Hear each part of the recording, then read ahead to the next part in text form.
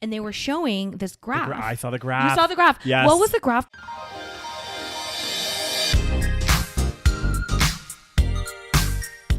Hi, and welcome to the SaVeg Podcast. I'm Rose, also known as Cheap Lazy Vegan on YouTube. And I'm Daniel, one of your favorite guest stars on Cheap Lazy Vegan's YouTube channel.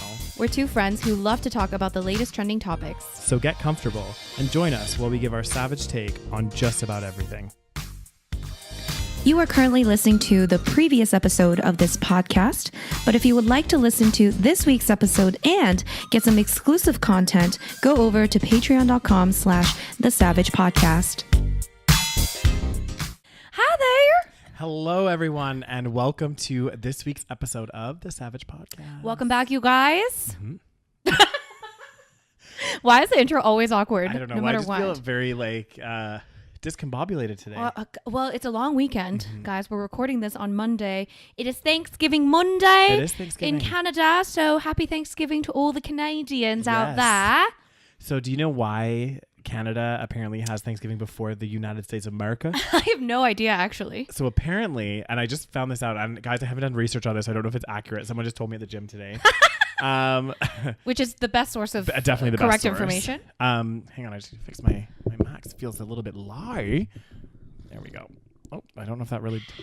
Why can't Here, I? Oh, yeah, there we there go. you go.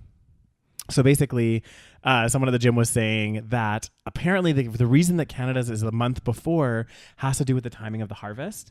Right. And apparently, because obviously we're further up north, our harvest ends a little bit sooner than the United States of America. Oh, interesting. So that's why we have it first. Oh, goddamn. You mean real Thanksgiving? Yeah, the real one. So we started the trend. You know? We started the trade. I don't actually know if that's no, true. No, probably not. Probably the U.S. United has a States. longer history, I think. Very interesting, Daniel. Yeah, I think we have a new patron. We sure do, guys. We have a new patron we'd like to welcome to the community. So we are saying hello to Kimberly. Hi, Kimberly. Thank you for joining our Patreon. If you guys don't know, we have a Patreon page, which is basically what do they get, Daniel? Okay, so basically, guys, it's patreon.com/SaVeg Podcast. You get every single episode a week before the public. You also get an exclusive episode every single month. You get access to the exclusive library, and there's lots of like interaction and things you guys can do on there. You find out about trips sooner than everyone else, all that kind of stuff. So there's definitely perks to being part of the Patreon community. Yes, and everything is ad free. Yes, and you get a little shout out. You get a shout out. So make sure you join. The link is always in the show notes or description. Exactly. And guys, shall we jump in? Okay. I know. So this is like an actual like local story. So basically, you guys know that we live in Calgary, which is in Alberta, and very close to Calgary is the beautiful Rocky Mountains. Yep. And Banff National Park is very close. It's about like an hour and a half away. Yeah. And what happened, Daniels? So basically, guys, as you know, in the woods in Canada, there are bears. There are lots of bears. Lots of bears. We got all kinds of bears. Actually, there's 3 main types. Yeah. What are the main types, Do you know Daniel? what they are, Rose? Black. Yep. Grizzly. Yep. Like, are we talking about just in this area? No, like all Canada. Like polar bear? Yes. Okay. Those are the main ones. There's a few like other like subspecies, but those Yeah. are like the main ones. And so the ones we have in Banff are black bears and grizzly bears. Yeah. Thankfully, we don't have polar bears here because actually that would be really fucking scary. They be a vicious. Yeah, because the thing about okay, so to digress just for a minute, black bears and grizzly bears typically don't attack people. Right. So the reason being is they live in the forest. They're omnivores. There's lots of food around. You know, like they have berries that they can eat. They have all this other stuff. So typically any attacks are more kind of like defensive. You scared them or something like this. Whereas a polar bear, on the other hand, they actually will attack people for food. Because they were saying, like, I watched this documentary about, like, talking about polar bears, and because they live in such a scarce environment, right? For them, they have to hunt really far and wide to find, like, seals and all this kind of stuff. So anything to them is fair game for a meal. Right. And they are fucking huge. They're the biggest bear, right? Yeah. So they're, like, huge. And so, like, if they ever came down here, like... Why they gotta be so cute, though? I know, they are really Especially cute. little baby polar bears. Oh, my God. They're so cute. So anyway, this story, guys, it's a little bit of old news. It happened a couple weeks, like about a week ago, I think. Yeah. But it's been like lighting up the news in Calgary. So I guess there was some backcountry campers that were killed by a bear in Banff National Park.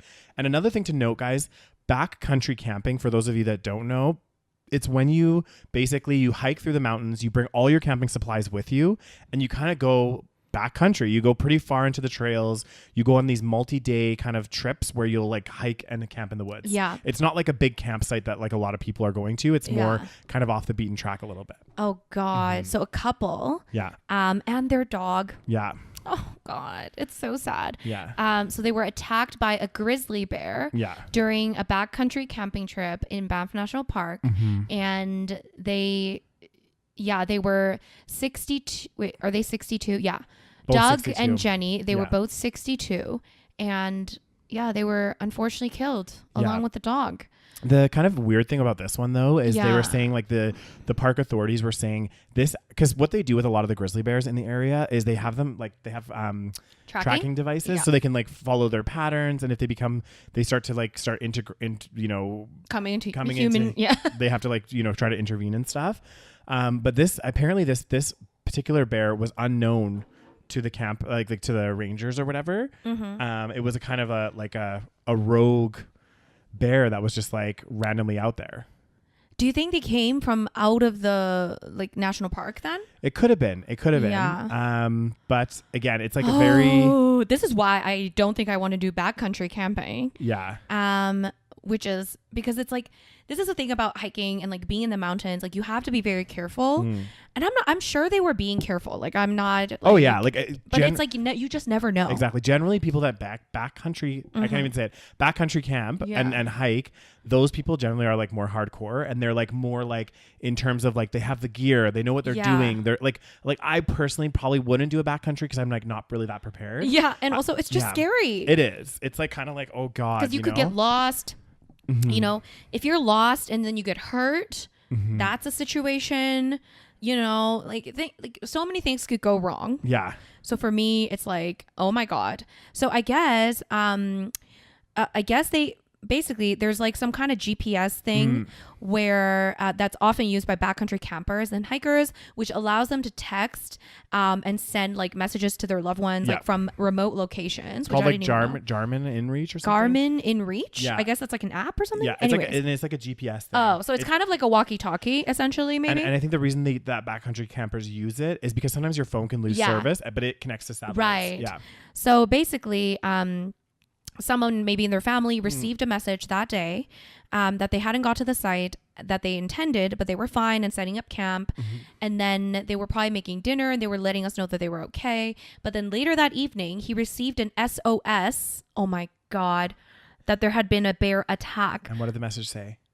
The message said, bear attack bad. Oh my God, no. Yeah. And then Parks Canada also received an alert from a GPS advice, blah, blah, blah, blah, blah, indicating a bear attack. That night was a start, obviously. Anyway, I don't know. So then I guess they couldn't get to them on time. Oh, it's so scary. So the Parks Canada says bear had lower than normal body fat, meaning that he was hungry. He was probably really hungry, yeah. Yeah, because like you said, they don't generally attack humans. Yeah. But for some reason, I guess the bear was hungry. Yeah. Oh, God. Let's see. So they found the bear to be a non-lactating older female, estimated to be over 25 years old. And... yeah, the teeth were in poor condition. Yeah, so it doesn't sound like it was a very healthy bear. The bear was shot and killed hours after the emergency response call was received. Yeah. And the bear charged the response team. Oh, God. And then it said 2 cans of bear spray were found at the scene. So this is another thing. When you go backcountry camping, guys, you're supposed to take bear spray. And the couple's food had been hung appropriately. So another thing you're supposed to do is like hang your food in the trees so that the bears can't reach them or can't reach it. And everything they had been following to protocol. They've been doing everything as you should. Yeah. Like they even have bear spray. Yeah. See, this is why personally, like, again, I don't want to discredit like backcountry camping. I'm sure it's an amazing experience, but like for me, because like my immediate thought was like, why don't they run to their car? But then I'm like, well, hang on a second. They don't have a car. Exactly. Because like at the normal campsite, you have your car there, like actually at the campsite. So like if anything was to happen, you could get into your car, hopefully. Like, it might be scary. You're fighting this bear off, but you could like try to make it into your vehicle or something. Yeah. Whereas here, you're out in the open. Like you can't go anywhere. You just have your legs. Yeah. And a bear, Lord knows, a bear is much faster. They do. The bears can run so fast up and downhill. Oh, God. So. It's so scary. It'd be scary as all hell. Anyway, so guys, and we will say, and as it says in this article, bear attacks are rare occurrences. Yeah. Fatal bear attacks are even less frequent. Over the last 10 years, there have been 3 recorded non-fatal contact encounters with grizzly bears in Banff National Park.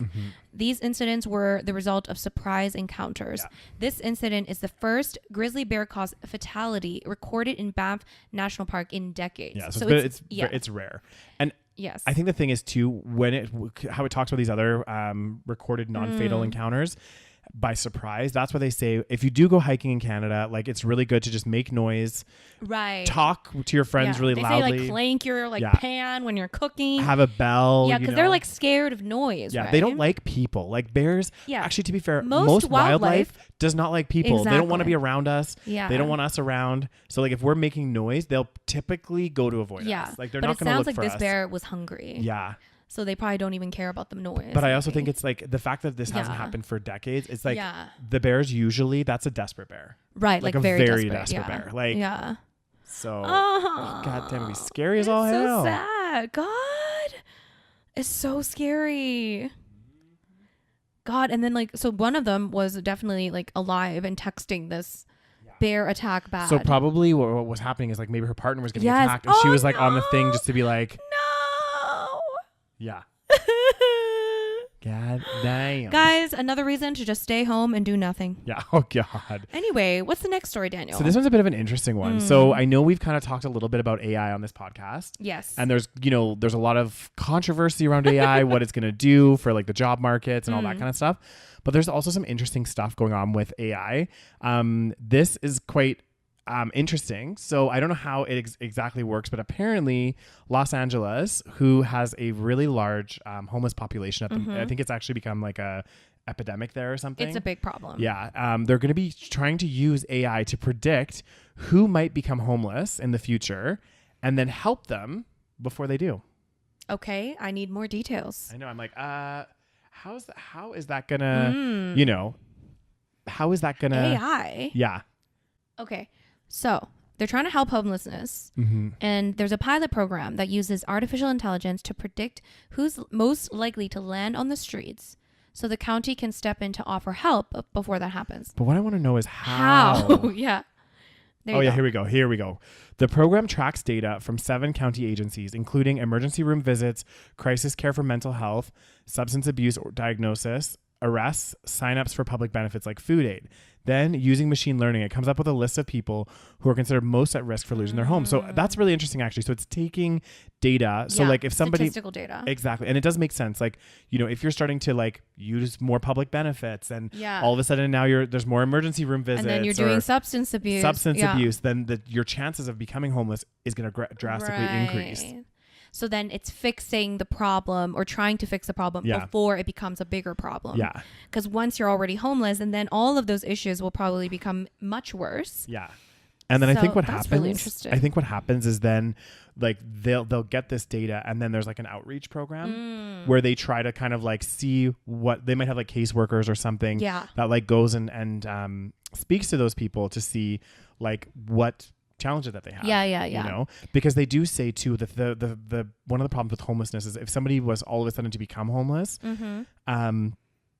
it's really hard to get out of. Yeah, exactly. Like it's kind of one of those things like easy to fall into, hard to get out of. Yeah. Because generally, and this would be for like most people, like not everybody obviously, but like if you become homeless, one of the things that a lot of people do to cope with homelessness is drugs. Is if they weren't a drug user before, they start using. Yeah. Because they're like, fuck my life. I'm living on the streets. Like, I can't cope. I can't deal. Because imagine how stressful that is. Oh, God. So then they develop a substance abuse problem, and then it makes it even harder to leave. Yeah. And it becomes a cycle. And then again, jobs don't want to hire people that have been on the streets. Exactly. And like, you need to be able to be clean and presentable to go to the office or go to like a Starbucks or whatever, know? So that's kind of interesting. So I guess this is a pilot project.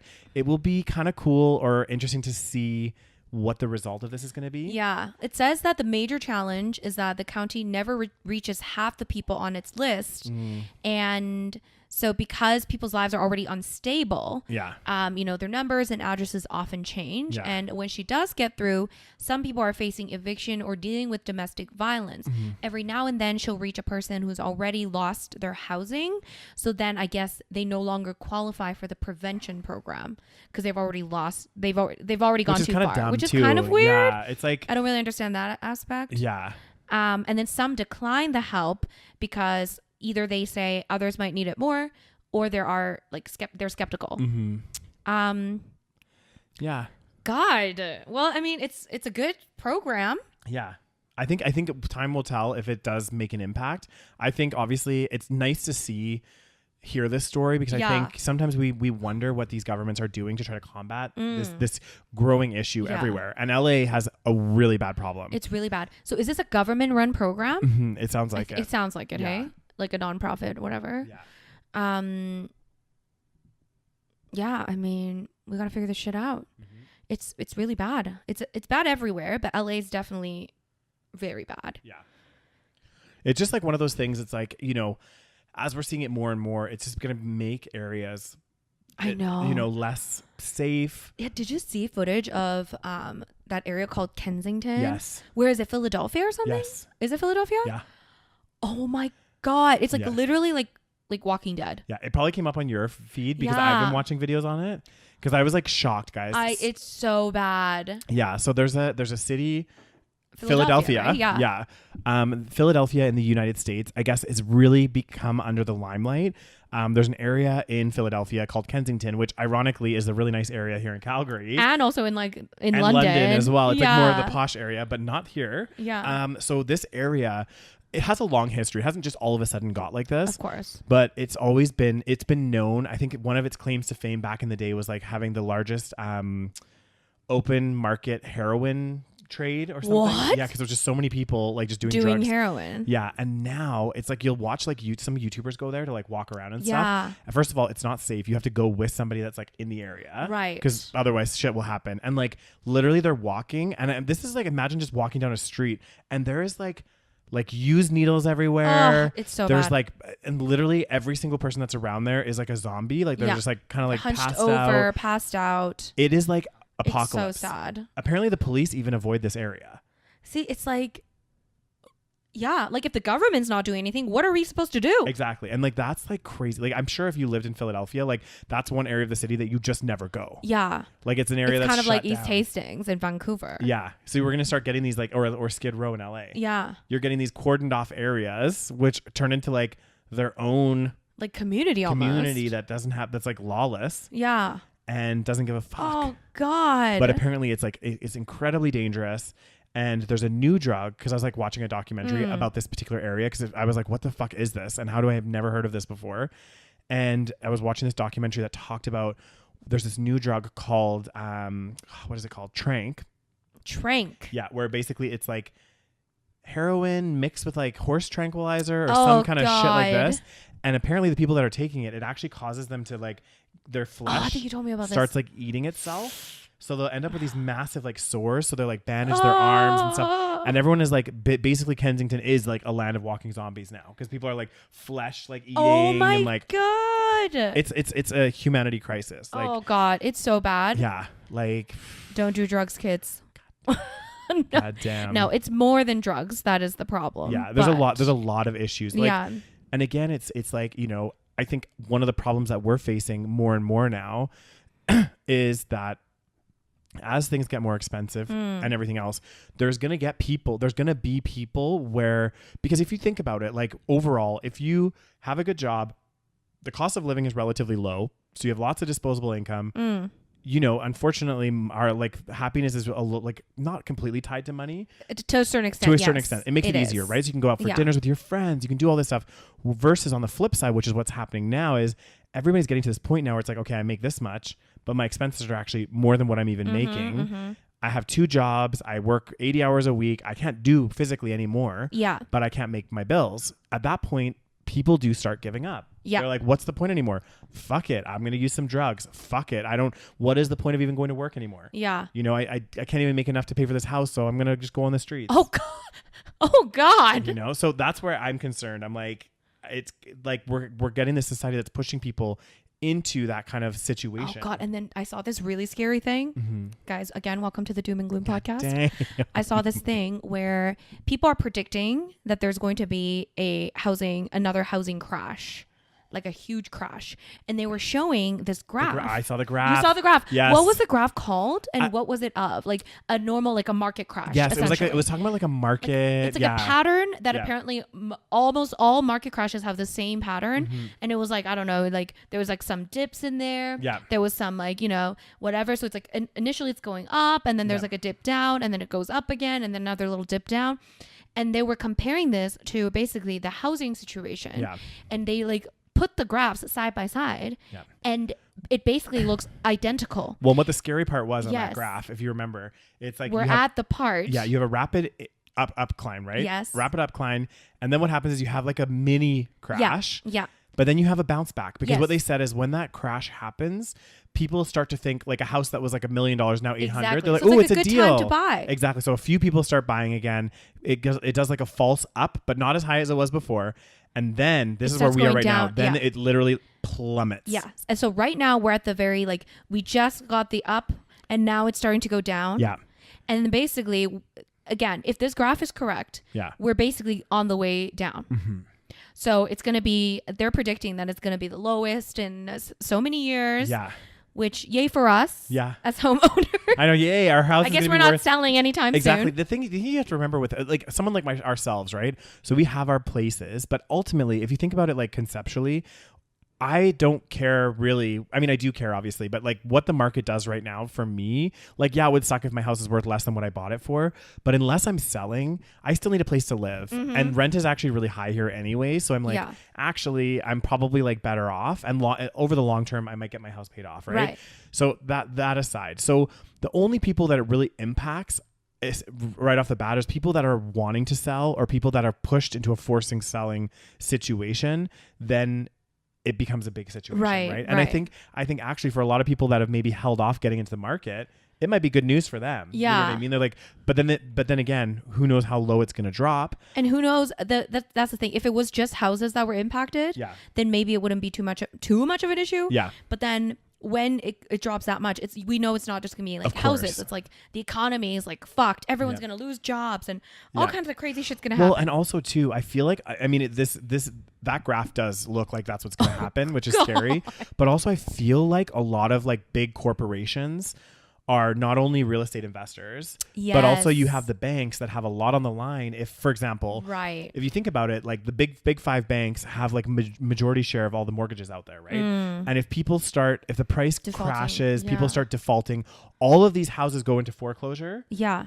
Again, like plummeting the price. The banks also don't want that to happen. Yeah. So I feel like they're going to get creative or some kind of way. That's what some people are saying. Yeah. So some people are saying it's not going to be this bad because the banks and they're not going to make it this bad. Yeah. Because everything's on their line, right? Right. But I do think, just from what I've seen in the last... None of this is all over my head. I know. But what I've seen in the last kind of like 20 years in the Canadian real estate market is like houses, a little bit in Calgary, but more so Vancouver, Toronto, but still even in Calgary, they're just overvalued. Like they're just too expensive. Like it doesn't make any sense. So actually, like for example, the average, like a little house in my area right now, like a little tiny house that needs like a shitload of work, has probably some structural issues. Yeah. Is like $650,000. That should not be the case. Like $650,000 should be a really nice house, like based on what people's average salary is, right? So actually, we need a really good correction. Right, but it's not going to be a correction, is it? No, it's just going to be a drop. But I mean, but technically, like, I see exactly what you're saying. I like because really, I feel like my personal sense, guys, and this is just my 2 cents. I just feel like the overall housing market is just so overinflated. Like a house. Is that why it's going to be dropping?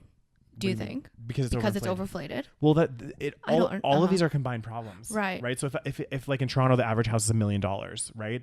Well, right away, that only people making a certain amount of money are even going to qualify for that. And the average income in Canada is like $50,000 a year. Yeah, that's the average. So not that many people are going to qualify in the first place for that house, unless you're obviously maybe you're upselling your other house and then getting into that house, whatever it might be.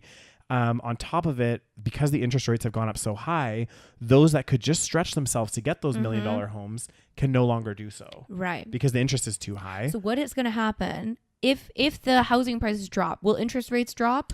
Well, this is the thing. Interest rates are determined by the Bank of Canada. Right. So it's so confusing. Unless the Bank of Canada drops them, then it won't. Right. So, but I feel like if it starts getting crazy and no one's buying, then everyone's going to be buying homes. I'm so confused. What do you mean everyone's going to be buying homes? If the prices have gone down, a bunch of people are going to buy up the homes. That's right. Some people will. Yeah. Like, again. And then that'll increase the disparity more. Because only people that have a lot of money will buy the homes. I don't know. I'm confused. Yeah. But also, it's like, the thing is that I just feel like the housing market has gotten crazy. Yeah. For sure. Like, I need someone to explain to me. I need to take economics, macroeconomics once again. Or the economics of housing. You have to think about it in supply and demand, right? Yes. Like, and ultimately what's going to happen, why they think we're part of a couple of reasons why they think we're heading for a crash, right? Right. Interest rates are high. So those that are going to renew their mortgages, some people might not be able to afford it. Right. That's a big factor. So what are they going to do? They're going to have to put their house up on the market, or they're going to have to figure out a way to make up that extra money. So then there'll be too many houses out on the market. Which drives the price down. Yes. Okay. Yeah. So that's one factor. And then that will balance it out a little bit. Now, again, you're going to have that element of it. Another element too. So that's the supply side. The demand side, because the mortgage rates have gone up so high. Yes. Less people are buying. So you're going to have more. And there's too much supply. Exactly. You're going to have more houses, less people buying them. So therefore, the prices will go down. The price. Yeah. Right. So that's kind of the concept as to why they think, obviously there's more things going on, but that's like high level. Right. But like, that's why they're concerned. Oh, God damn, Daniel. Be scary as all hell. God damn, guys, we heading for a crisis. Oh my God. Honestly, hopefully it won't be as bad as some of the previous financial crashes. But who the fuck knows? Time will tell, Rose. Time will fucking tell. Yeah. But I mean, again, like, I think, we have to be thankful, like, because we're not selling anytime soon. Yeah. Well, I'm just going to hold on to this for dear life. Exactly. Me too. I'm just going to keep mine. I'm just going to do whatever. Yeah. And, if the house prices come down a shit ton. You're going to buy another one? And I still have my job and I can get like a really cute little bungalow. And let's say it drops to like 300,000. Half price. Buy it? You're gonna take advantage of the shitty market? Maybe I will. God damn, Daniels. I'll be part of the problem. Well, that's what they say. It's like when it's down, you should buy. God damn. So anyway, that's what's happening here, and it's kind of scary. It is. It's kind of scary. Yeah. Another fun story that I wanted to talk about, though. Well, actually, Rose really wanted to talk about this because this is really Rose. Wait, no. Really loves this show. She really, makes sure that me and all of my friends are watching it. She's a huge. I'm sorry. I believe that it's on record that you were telling me that I needed to watch it because it's tradition. But we're talking about Love Is Blind. Guys.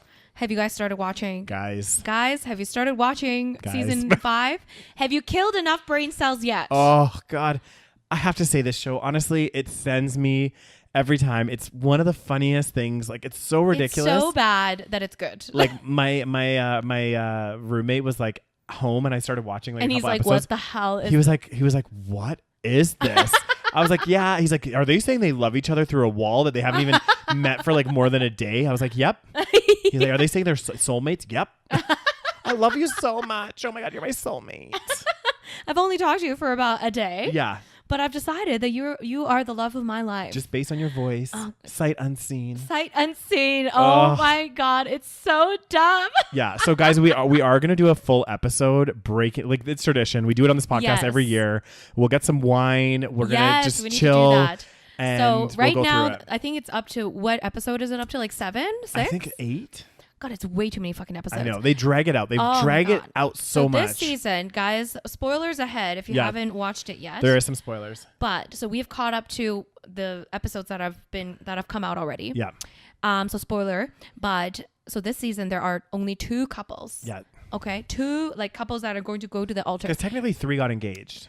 Technically 3 got engaged. Which is a low number. Normally it's 5. Well, they said they had 5. This is what I'm hearing through the grapevine. Mm-hmm. They're saying there were actually 5 couples that were engaged. Yeah. Through the pods.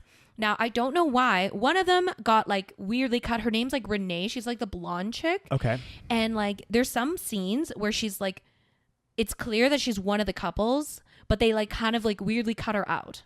So I think they actually made it to the altar. That's what I heard. And I heard that they didn't get married. But so there was like a whole storyline that they filmed, I think. Well, they would have. And they, for some reason, they cut it. So that's one couple. So that makes 4, right? Yeah. 4 engaged couples. And then there was allegedly, there's one couple that they completely cut out of the entire show. Like not even in the pods. Not even in the pods. They completely cut them out. Mm-hmm. We don't even know what they look like, I think. But the reason why they got cut out is because the woman, apparently, so they were like engaged. They went to like Mexico and stuff. And the woman alleges that she was like sexually assaulted, I think by like the guy or something. And then the crew did nothing about it and all this stuff. Yeah. So there's like a lawsuit happening. God, the show has so much fucking drama. That's crazy. Like, it's insane. So that's another reason why, I guess. So, well, I don't know why Renee and whatever got cut out. Okay. Yeah, so yeah. One of the couples. It would have been more interesting to see a third fucking couple. Yeah. Because now it's just like these 2 couples and they just focus so much time on these 2 couples. I know. And I'm like, I don't care. They are both dysfunctional. Oh, and they're so boring. They're so boring, but also kind of entertaining. Yeah. But I guess to that point though, like not playing devil's advocate, but playing devil's advocate for the Love is Blind show. At the end of the day, it is a TV show, right? Like, so if you go onto that TV show, you sign up and just because you get engaged, they might not pick you to be on the show, right? Like it could be a situation of like, they're just boring. Exactly. Like let's say we went on there, we both got engaged, but our storyline was kind of like, there wasn't enough according to the producers or whatever. Yeah. Like just because you sign that contract doesn't mean you're guaranteed to be in the show. Yeah, you know this is true. So I feel like the sexual allegation, that's a different story. Like that's really fucked up. But like in general, I feel like, I don't know why they would cut people out because you need especially more when couples. there's only 2 couples that are making it to the altar. That's kind of boring. Normally every season we had like 5 or 6, didn't we? Usually there's at least 4. Yeah. I think usually that make it to the altar. I think usually it's 4. Because I remember the last season or the season before, there was like, I swear to God, there was like 5 couples and like me, you and Christelle were like, okay, what's our prediction on all of these people? Like this people, these people. Like, should we say our predictions? Yeah. So that's what. So guys, right now there are Izzy and what's her name? Is it Rachel? Sarah? Stacy. Stacy. There you go. Izzy and Stacy. Yeah. Couple number 1. And there's Lydia and Milton. Yes. What are your predictions? So my prediction. I forgot what I said before. Me too. Now I forget my. Get away from here, you little bugger. What was my prediction? My prediction was that I think it was that Izzy and Stacy were gonna get married, and that Milton and Lydia are gonna not get married. I mean, okay. So I think neither couple should get married. Yeah. They have major issues. Apparently they didn't even talk about fucking finances in the pods. I don't get it. This is what's killing me. Yeah. They talked about sex positions, dumb shit, played stupid games, yet they couldn't talk about the most important thing when it comes to marriage. I'm sorry, but it's finances. Like these are basic things. I always love this. Like part of this show as well, like they always lean on that. Like you don't know what our intense connection was like because you weren't in the pods. But then anything comes up in their life and it's like a real situation that you think would have been discussed in the pods. Like little things. Like one of them was the girl had a dog and a cat. And for some reason, the guy was like had a pet allergy or something. Really? I forgot about that. This was what were their names? It was from last season. I don't know. Bliss and Zach, I think. Oh my God. He had like a pet allergy or some shit. And I'm like, guys, these are things you talk about in the fucking pods. Like, or like, I think it was like Izzy has like financial issues. Yes, that's what's going on right now. Yeah, and it's like he has like debt or something. Yeah. Like, which is fine. A lot of people have debt, but like you need to be that is very important information. Exactly. Or like that one guy, we just actually talked about this earlier. This was on a previous season as well. He told his fiance after, when they're at the honeymoon stage, that he was bisexual and he had previously dated men. And I'm like, well, I feel like I to be fair, she did react and she was like, look, I need some time. Let me think about this. And then he kind of overreacted. He's like, what the fuck? Like this shouldn't change anything. And yeah, it shouldn't, but it is a big thing to drop on somebody. Yes. And like somebody's going to need time for that. And I feel like that is something that needs to be disclosed in the pods. Yes. Absolutely. Like you need to be talking about Daniel, everything. that doesn't give enough time to talk about sex positions. So. This is true. This intense connection, guys. Like fuck. So my prediction, and the only reason why I say this is because of just the way that they edited the last episode. Yeah. I feel like Lydia and Milton are gonna get married. Yeah. And Izzy and Stacy are not going to get married. Yeah. I don't know why, but I think it's because they edit it so that like the Lydia Milton situation, they seem to like really have a conflict. And usually, based on the experience of watching the show, for 5 fucking seasons, God, we need a life. We do. based on my experience previously, is like they usually show like extreme conflict on the couples that end up getting married. Yeah.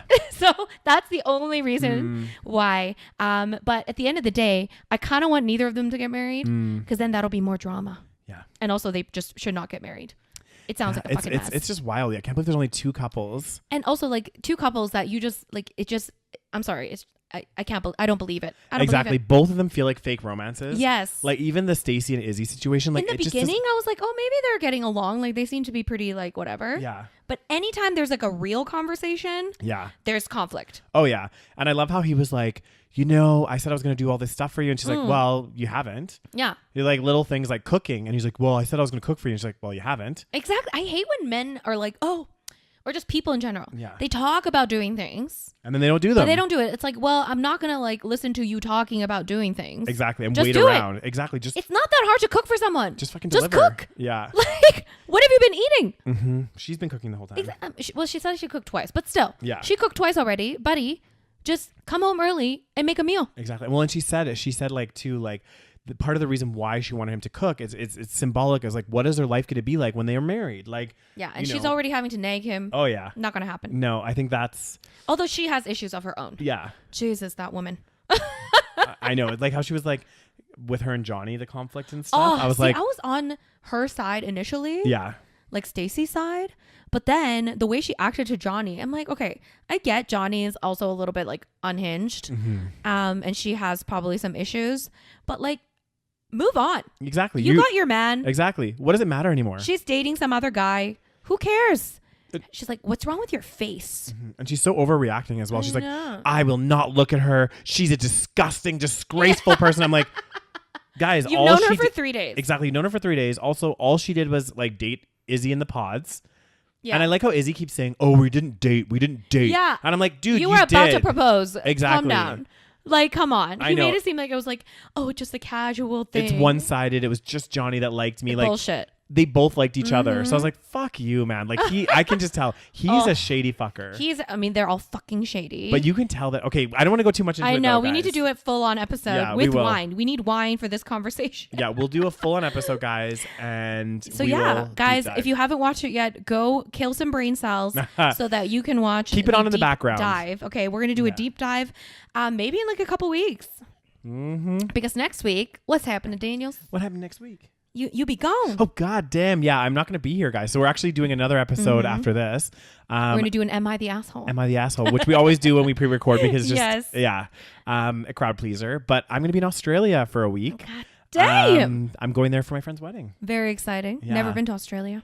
Damn, Rose, you need to go there. It'd be far as hell. Shall I send you some pictures and videos from vegan places I go to? Oh, see, that's the thing. I really want to go because they have so much vegan food. And I bet you in Sydney, it's going to be so good. I heard it's amazing. Please eat everything. I know someone was really nice. I can't remember who wrote this on one of our videos, but someone commented and gave me a suggestion for Melbourne. And I was like, oh, if only I was going there. Oh, no, okay. I was going to ask. I don't have enough time. Like, I'm only there for like a week. And like, part of that week is the wedding. So I'm like, there's just, I'm going to stay in Sydney. Like, I kind of want it because it wasn't last minute. Like I knew this was going to happen, but like I don't really have the holiday days. Like I'm stretching my holiday days at work. So I'm using the time to be like just in Sydney. Yeah. Because also it's like a 24-hour journey to get there. Yeah. And Sydney's like, it's a big city. There's plenty to do. Yeah. How far is Melbourne from Sydney? I think driving it's like, I don't know, like from here to Vancouver, I think. Oh, okay. I think. Okay.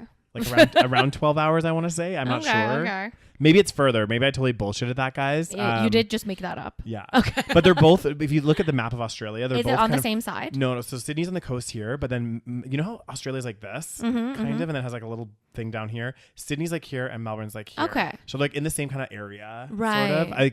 I think they're in different like states or provinces or whatever, but they're kind of close together. God damn. In the grand scheme of things. You like Melbourne or you like Sydney? Which one you like better? Melbourne. God damn. Yeah, because I don't know. I to be fair, last time I was in Sydney only for like a day or two even, and we didn't really do too much. Me and my friend, we walked around a bit. It is beautiful. We went to the harbor. Yeah, like all that. But like this time, I'm actually gonna go explore. Yeah. Because I'm gonna have days to myself. I'm gonna go walk along Bondi Beach, and there's like a beach walk, and I'm gonna like go into town, maybe go to check out a market or something. Yeah. You know. I did hear that Sydney is like the pretty one, and then Melbourne's like the cooler one. Yeah. Well, Melbourne, it just. Melbourne is incredible. Right. Like there's like their Chinatown was like these narrow streets that are so cool. Okay. They have like this whole area where there's like, it's really famous, this street that you can go down. And it's all like famous like graffiti artists. Okay. And they have rotating graffiti art there. Oh. And the coffee scene is like out of this world. The coffee shops they have there. The Aussies are very snobby about the coffee for a reason. For good reason. If you go to Melbourne, it's like all the coffee shops there, they're like so good. And like it's just such a fun city to walk around. And there's just so much going on. But yeah, Sydney, it's like more like picturesque. You're like, you know, you're kind of like, there's an opera house. The huge bridge, which interesting fun fact, that bridge is a carbon copy replica of the one in Newcastle that I lived in. Oh. So it's like that, but it's just bigger. So the Newcastle one is the original. I believe so, yes. Oh, interesting. Yeah. Well, there you go, guys. And on that positive note. God damn, on that positive note, guys, I'll be in Australia next week. Damn.